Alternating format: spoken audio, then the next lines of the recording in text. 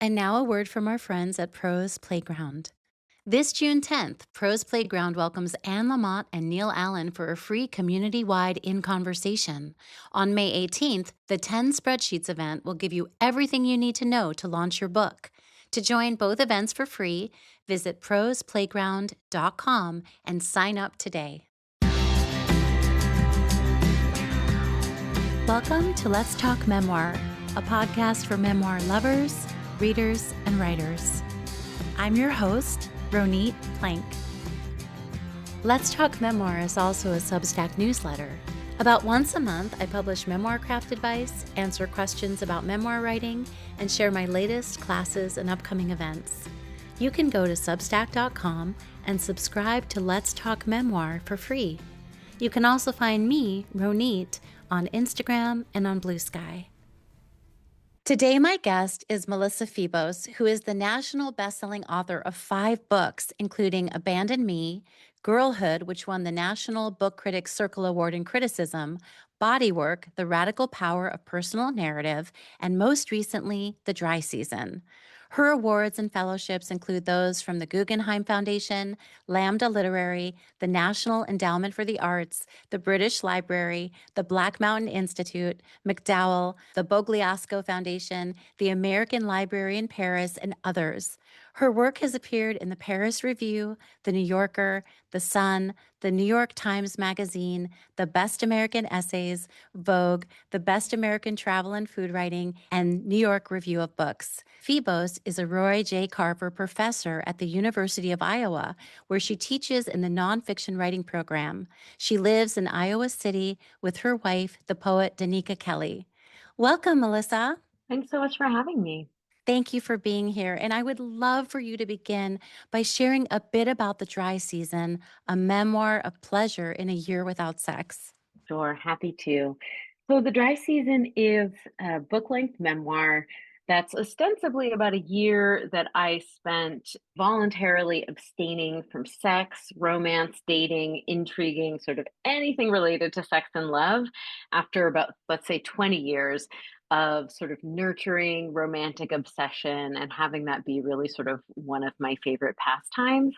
And it was a year during which I really deepened all of my friendships, sort of had a kind of radical shift in my spiritual life.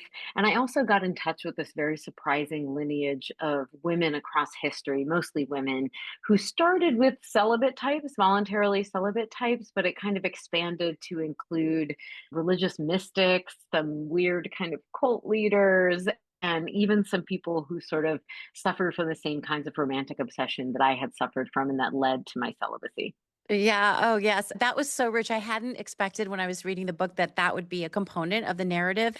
I just immersed myself in it. And I felt like a lot of times I had to reread certain passages because I thought, well, this is heavy, or I hadn't been exposed to that kind of material before. I felt like I was really learning. Aside from your own personal growth, I was learning a lot about something I'd never thought about before, which is a wonderful kind of learning. And I was wondering, when you were abstaining from sex and taking inventory of your past relationships, how aware you were that you might write about this in a memoir. Not aware at all. Thank goodness. Oh, I'm I so think, surprised. yeah, I know people are often surprised that I don't sort of undertake the experiences that I end up writing about in order to write about them because they seem like things you would do in order to write about them. But actually, I just frequently live my way into a kind of corner where I have to sort of fight my way out.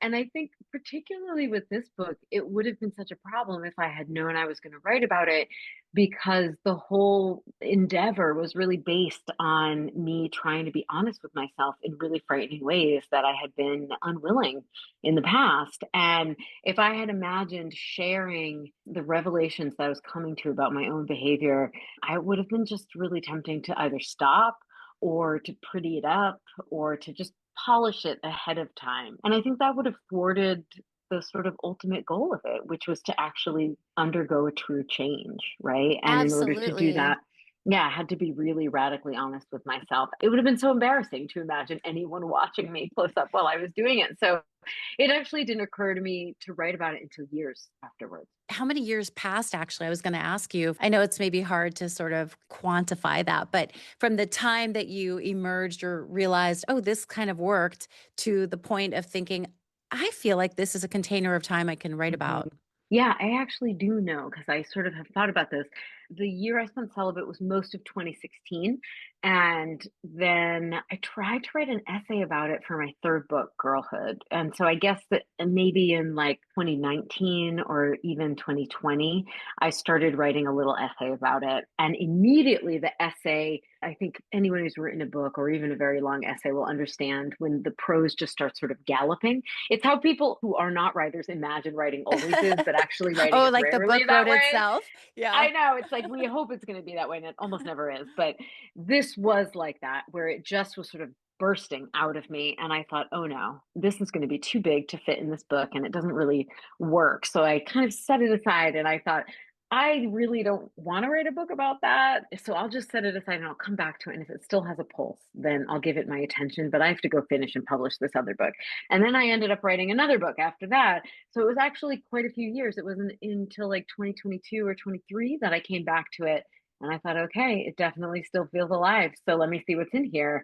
And at that point, I kind of fell in love with the project. And for me, almost everything I've ever written is something that I didn't even want to say out loud when it was happening, or even just after it had happened. I couldn't really imagine divulging it to a large number of people. But that sort of goes hand in hand with something that is meaty and profound and Mhm. deserves to sort of be pulled out into the light and examined over a few Mhm. years. So that's what I did. So I sort of relived through that time and really looked at it now with some years hindsight to be like, did I succeed?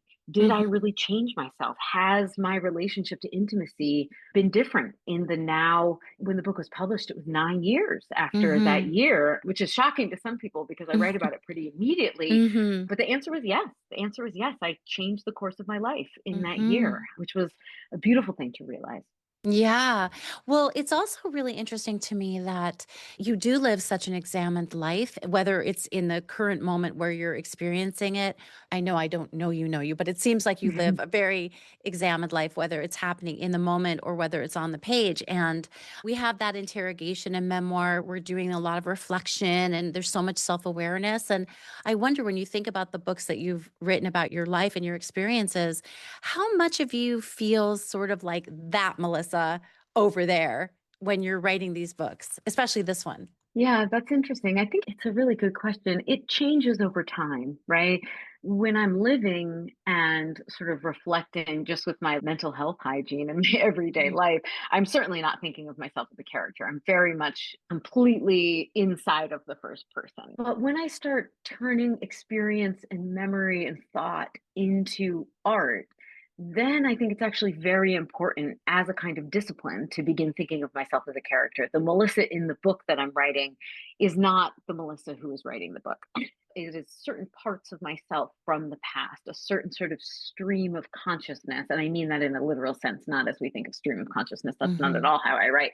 But it is just part of my consciousness during a particular time in life that I am sort of unspooling and looking at and trying to examine in a more authentic way. And this is something I talk to my students about a lot because if we are melded with the character in our book, it's very tempting to try to pour all of ourselves into the memoir. And even though writing a book sounds like you're going to have a lot of space, you don't.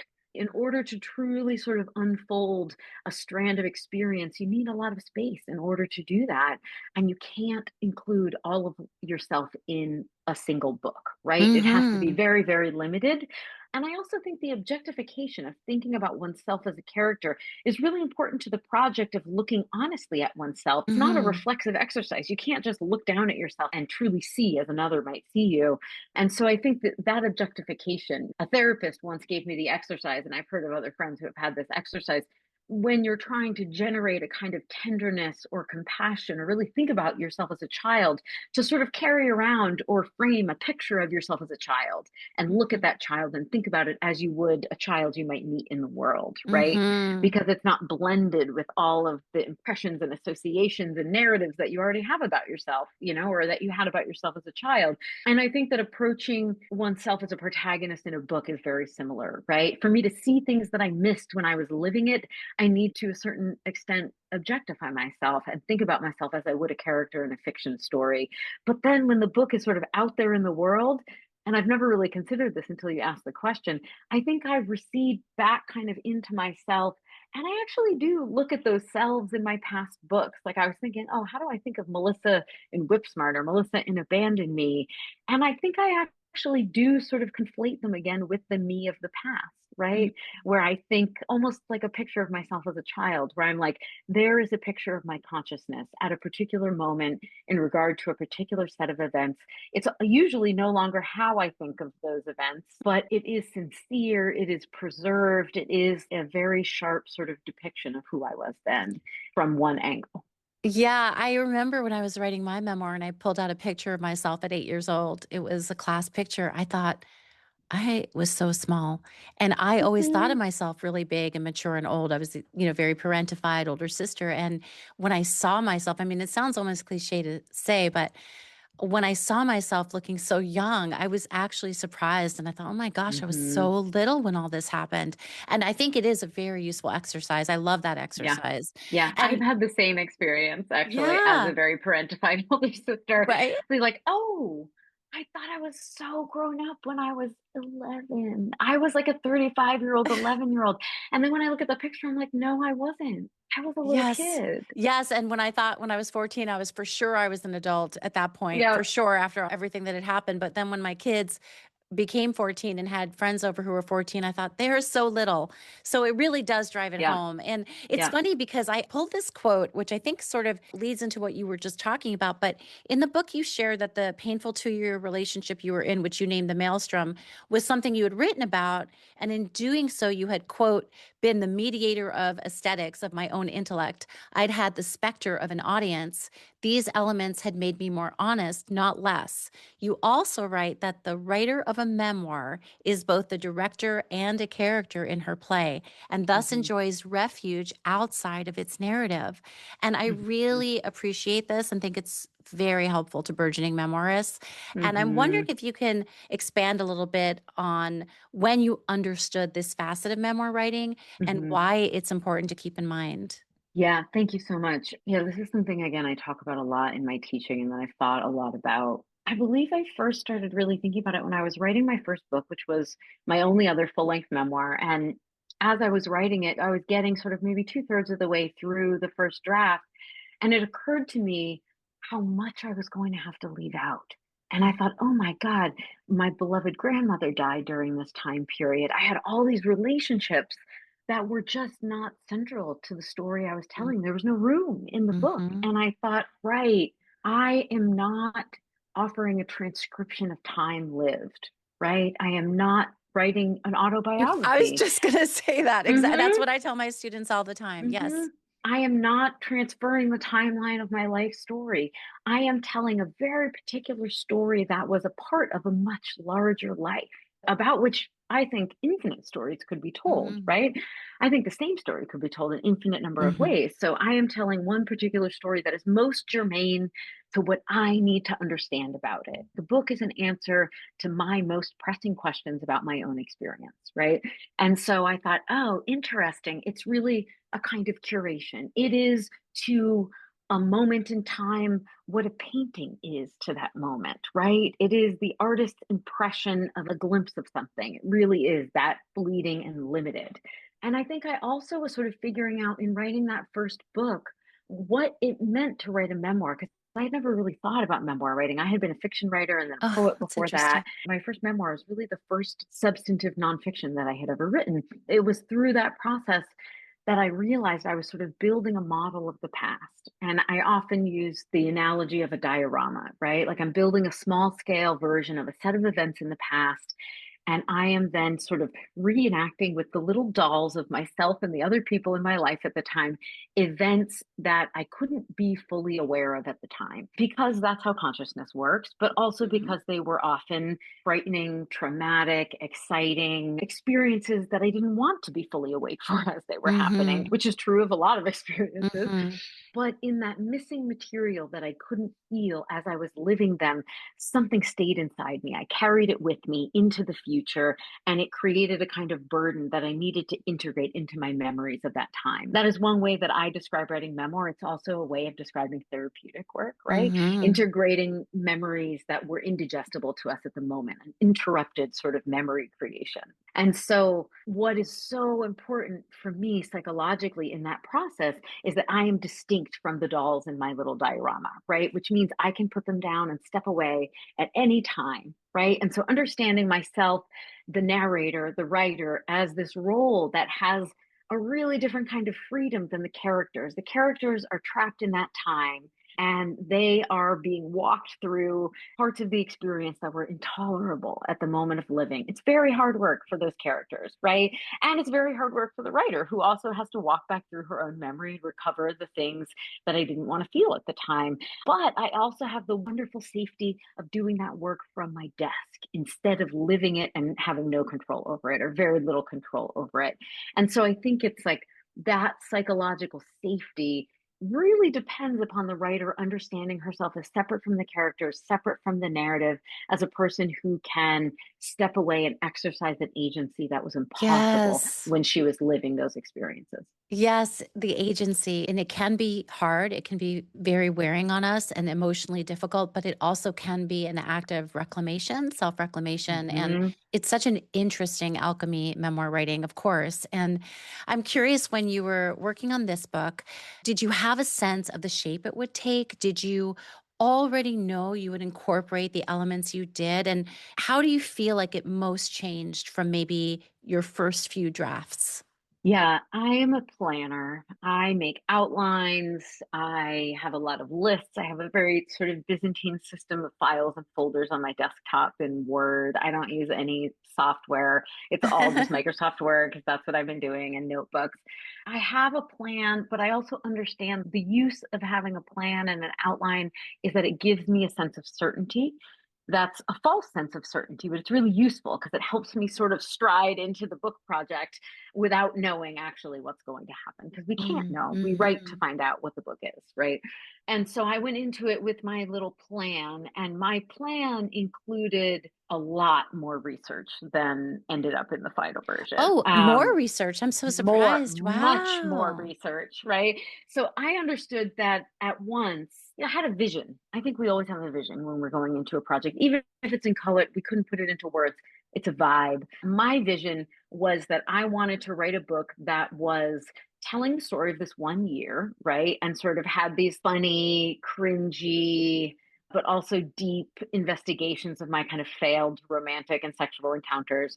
But it was also in conversation with this larger lineage of figures, including the Beguines and the nuns and writers, Virginia Woolf. But I didn't want the book to be 500 pages long. I wanted it to be funny and fun to read, right? I wanted it to have a plot. And so I had this kind of like vision of a book that was edifying and deep, but you could read before bed. And pretty quickly getting into the first draft, or as I was getting to the end of the first draft, I was like, oh no, there are so many research subjects that I haven't gotten to, because I was also following my instincts and I Mhm. was concentrating because I wanted it to be fun to read, kind of on the plot, right? So I always lead with scene and story and kind of plot because that's very important to me as a reader. I want to be carried along by the narrative. Sort of pulling in my rejects as they came up. I didn't really plan that part the way that I did the story structure. And what I found was that it was this kind of random assortment of my research subjects. I had envisioned it would be more like a chronological history of voluntary female celibacy across the globe, which now sounds totally With your unhinged to own try to fit. story Yes, intersected, right. yes, Uh-huh. I was It clearly was gonna be, like, out of my comprehensive, like, kind of more yeah, I was like comprehensive, out of my mind like a thinking that this tome? was going to be, yeah, it was going to be impossible. It was going to have to be like 47 volumes, like Benjamin Franklin's autobiography or something hideous like that. And so I sort of got to the end of a regular length book in my first draft, and I was like, oh, not that. This is, I think, what sometimes I now hear called Memoir Plus, right? Yeah. It's going to be a memoir, and then it's going to have these little digressions and sort of, it's going to dip into these figures as needed. It's not going to be comprehensive. It's not going to be a tome. I'm going to have to just cut loose 70% of the research that I've done and the people that I Mm. found interesting. And it's just going to be like some radical feminists, some nuns, some culty types, some writers. Like that's going to be it. And I had to just let go of it, you know? And I remember I gave the first draft to my wife to read. She was my first reader. And I was like, where can I fit in Joan of Arc and the Dahomey Amazons and all these other people? So where do you think I should put them? And she was like, mm, sorry. What kind of book do you want? Do you want it to be fun to read or do you want it to include everybody that you want to write about? And I was like, okay, that's Uh, fair. It also fits my pattern. I always want to put twice as much as would fit. yeah. Oh, wow. I love to hear that. And I guess maybe you could do something with that extra material someday. Who knows? Maybe. Yeah, it does happen. But in any case, it's all up here and it's definitely a part of my personal lineage. It's just not the ones that are named. Yeah, yeah. Well, I have this excerpt that I found on page 19 of the hardcover, and it Mhm. starts with after a couple of hours spent staring on our laptops at adjacent tables we broke for lunch. And then it ends on page 20 with the Beguines saw celibacy as a route to freedom rather than a deprivation. After a couple of hours spent staring on our laptops at adjacent tables, we broke for lunch. I had spent those hours reading about the Belgian Beguines and Dahomey Amazons, hurtling down the rabbit hole of female celibacy, a new habit of mine. I was supposed to be completing edits on my second book. One way of describing the book is that it detailed the violence with which revelation must occur to me in order to puncture my resistance to real change. Another is that it told the story of that ruinous 2 year love affair and performed an autopsy on my abandonment issues. It had been just over a year since that relationship ended, a year in which I had furiously worked on the book. The writing had served a dual purpose, as it often did. It was simultaneously a means of avoiding the emotional fallout of the events I described and also processing it. Jenny was working on a book too. She had beautiful curly hair, a raspy voice, and was one of the funniest people I knew. Over our exorbitantly priced grain bowls, I explained to her that I planned to spend 90 days celibate. Jenny had been single for almost 3 years at that time. Something needs to change, I explained. Jenny thoughtfully finished chewing her mouthful of farro and swallowed. So, you're going to give up sex for 3 months? She laughed richly, like a villain in a children's cartoon, and then concluded, fuck you, Melissa. There are different kinds of celibacy, I insisted. I wanted to elaborate that being involuntarily celibate was so very different from choosing abstinence, and to describe all the various kinds of celibacy I'd been reading about the Beguines and the Mystics and the Shakers and the Amazons, but it all rang pitifully in my mind. It occurred to me that making a study of my experience was a strategy that helped me to approach a challenge, but I ought not mistake my motive for a rhetorical one. Jenny wouldn't be fooled. In the context of her life, my celibacy was ridiculous. That was as true a fact as the radical nature of it in my own life.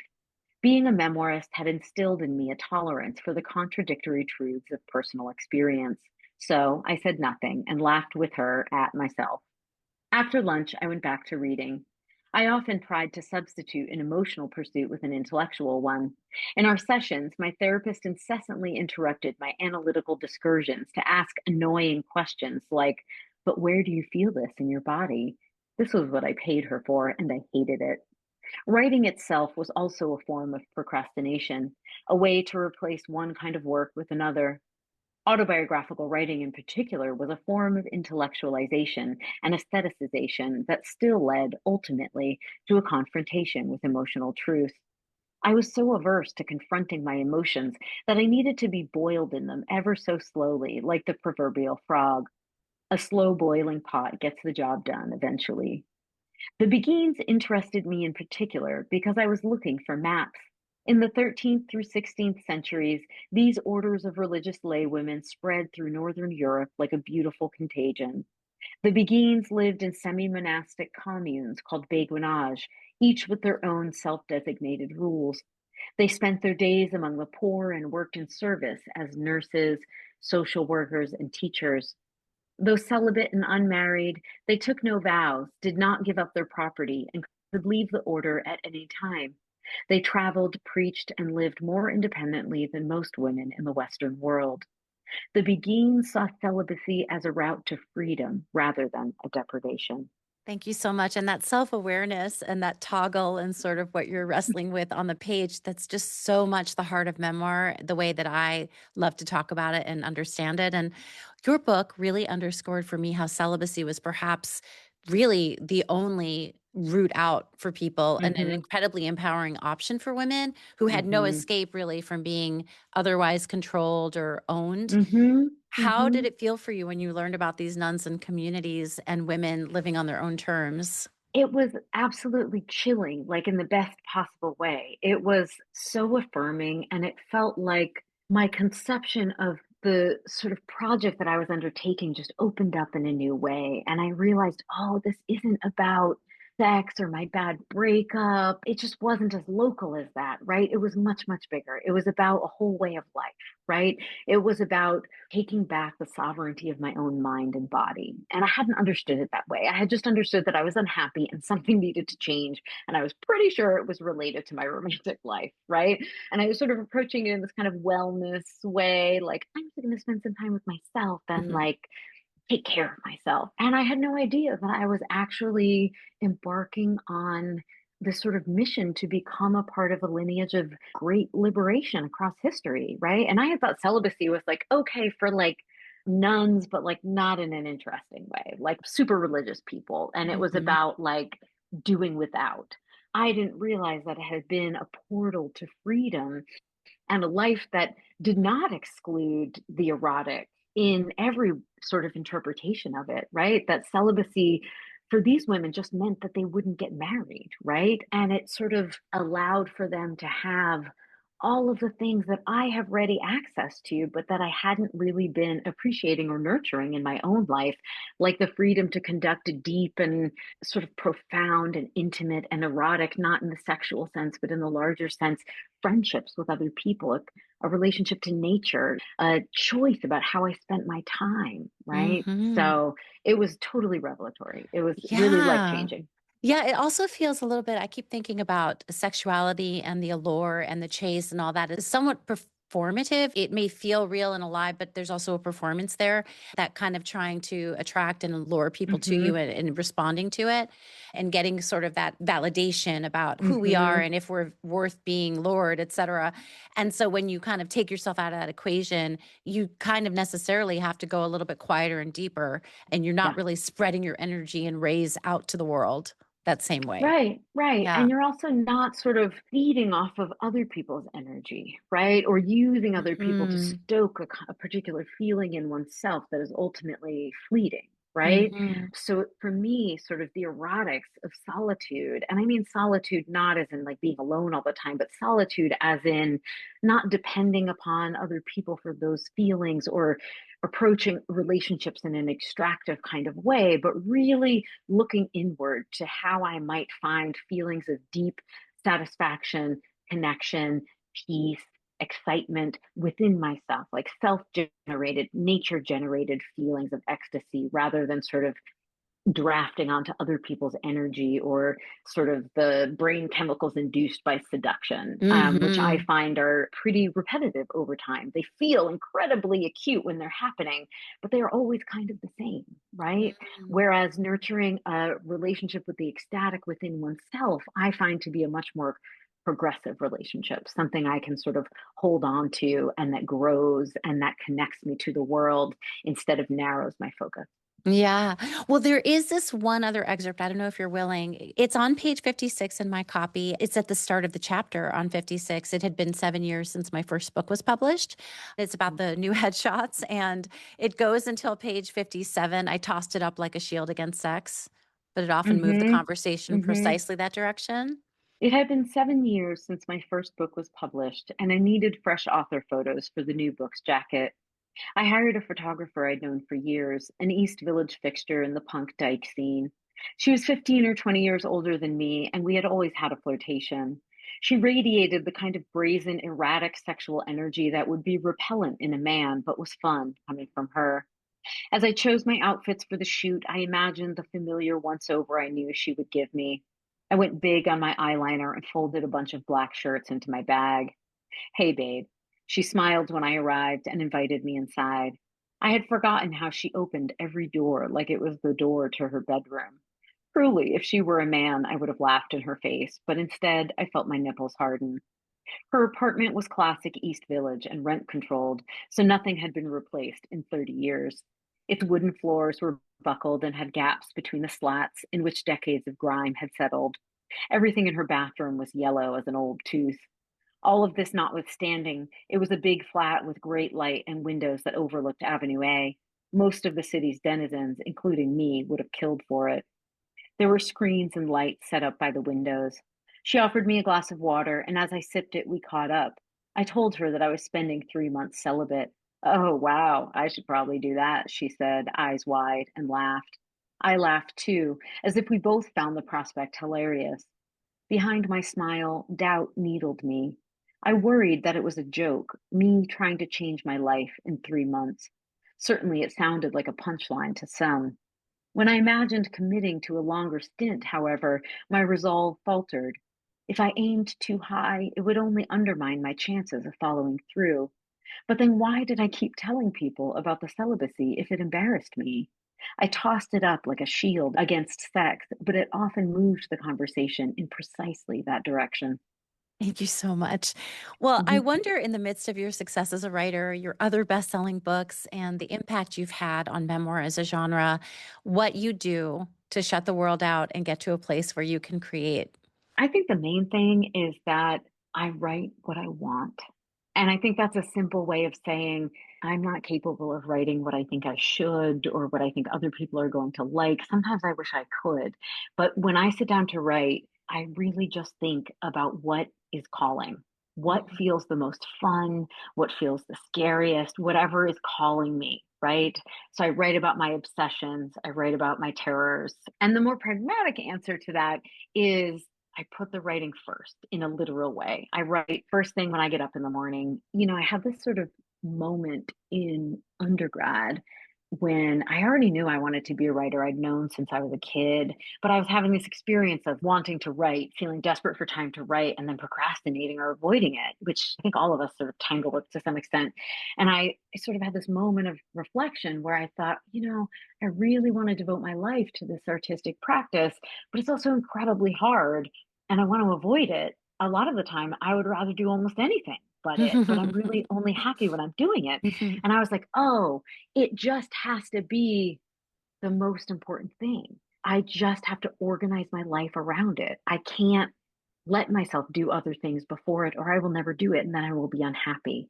And I really kind of fixed it in my mind in a way that was not easy to follow through on, but was pretty simple. And, one of my favorite short essays to teach is Annie Dillard's Living Like Weasels, which is also an essay that I write about in the book. She has this line in it, yielding in every moment to the perfect freedom of single necessity. And it just rung like a bell when I read that because I thought, right, it is a kind of freedom to just make every decision by thinking, how does it support my one necessity, my most important thing? And of course, there are other things that are important at different moments, right? Like I have to put Mhm. my friends or my family or my health or my job first occasionally. But when it comes to big life decisions for most of my life, I have thought, what is the best decision for my artistic life? What is the Mhm. best decision for my creative practice? And I have built my life around the answers to that Oh, I question. love that. So that might even be maybe on a granular level, like, well, I can't do that today because that doesn't Exactly. support my writing, but it also might be on a bigger scale too. What Right. city to live, where to Exactly. teach, et cetera, right? Exactly. Oh, I really Exactly. appreciate that. It's not an easy way to live, but it does accumulate in a way that now I have a life where my writing is supported because I have Mhm. been making those choices for decades now. Mhm. Yeah. Well, what advice would you like to share with writers who are just starting or in the middle of the process of working on their memoirs? There is no wasted writing. I would say that's one thing.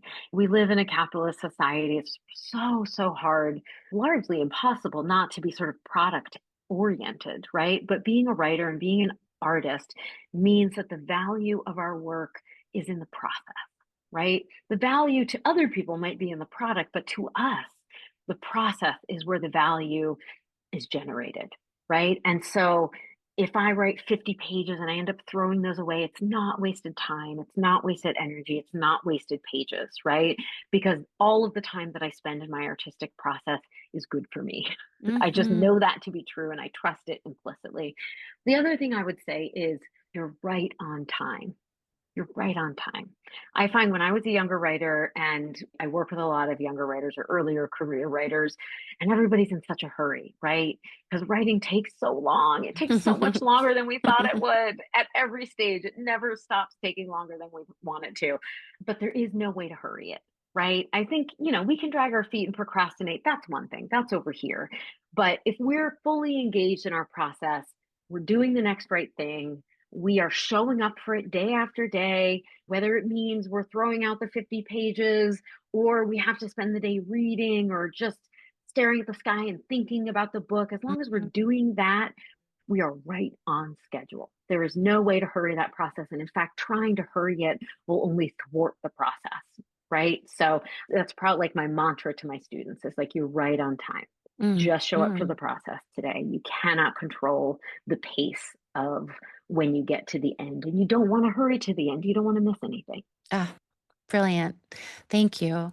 What are a few books you'd like to recommend that informed your writing process or that you really hope writers will take a look at because of how much you love them? I did a lot of reading for the dry season. The sort of reading lesson that I'll extrapolate from that process is that it is so worthwhile and so gorgeous to just go try to figure out what lineage you're working in. Who has done the things in their art that you are trying to do? Who has done the things in their life that you are trying to do? I didn't know that I belonged to a lineage that included Edna St. Vincent Millay. I did know about Virginia Woolf, but not to the extent that I now know. Octavia Butler. I would also say if you can get a chance to go look at the archives or papers of an artist you love, do it. And then finally, I just want to shout out some books that are coming out that I'm really excited about. Just this morning, I started reading this beautiful memoir by Megan O'Giblin called Will and Attention. Lovely, thoughtful, super absorbing memoir. I mean, it's like ostensibly about sort of addiction, but really it's about humanity. It's one of those books that's really hard to boil down. Paige Lewis's novel Canon, which is sort of a rewrite of the Odyssey. I mean, it's just impossible to summarize, but absolutely gorgeous, original, hilarious, beautiful work. And finally, a linked story collection called Fat Swim by Emma Eisenberg. Haven't started this one, but I love Emma's work and I can't wait for my semester to end so I can dive into it, pun intended. And I'll stop there. Oh, thank you so much. Okay, I'll put those titles in the show notes. And I also want to put the best links where people can get a copy of the dry season paperback. And I think you said that pre-orders are open. And by the time this airs, we're going to be in the week of the paperback dropping. So where can people find you, get a copy of the book? People can buy the dry season paperback anywhere they buy books, but I do strongly encourage them to go to their local independent bookstore or order from bookshop.org, which supports independent booksellers. Great. Thank you so much. This was just wonderful. I love talking with you. Thank you for your generosity and for the insight. And congratulations on all of your work and the paperback coming out of the dry season.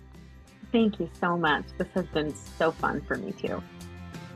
Thank you for listening to Let's Talk Memoir. For more about my story and the project that started me on my memoir-loving path, you can check out my memoir, When She Comes Back, which is available wherever books are sold, and as an audiobook that I narrated. For more about this episode and my guest, please visit the links in the show notes.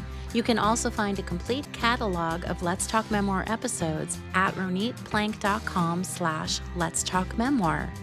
Let's Talk Memoir is also on Substack. About once a month, I publish memoir craft advice, additional interviews, and upcoming classes that I'm offering. There's no paywall. If you are a fan of Let's Talk Memoir, please feel free to share it with your friends. And if you feel moved to leave a podcast rating and review, I appreciate it very much. That helps more writers and readers find the show. Thank you so much for being here.